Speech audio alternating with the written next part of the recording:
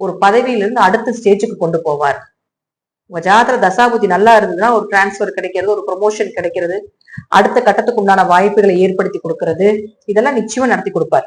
ஒரு தொழில் வளர்ச்சி, ஒரு தொழில இன்னும் எப்படி டெவலப்மெண்ட் பண்ணலாம், அடுத்த விஷயத்துக்கு எப்படி மூவ் பண்ணலாம் அப்படிங்கிற எல்லா விஷயத்தையும் இந்த குரு ஏற்படுத்தி கொடுக்க போகிறார். அதிசாரமாக கொஞ்ச காலம் மட்டும்தான், அதை பயன்படுத்திக்கோங்க. அடுத்தது சனி. சனியை பொறுத்த வரைக்கும் வக்கரமாக இருந்ததுன்னா கண்டிப்பா வீடு, மனை, சொத்துக்கள், வண்டி, வாகன யோகங்கள் இதெல்லாம் ஏற்படுத்தி கொடுத்துருவார். குழந்தைகள் ரீதியாக உங்களுக்கு ஒரு நன்மைகளையும் ஏற்படுத்தி கொடுப்பார். வக்கரமாக இல்லைன்னா கொஞ்சம் தொழில் ரீதியா கவனமா இருங்க.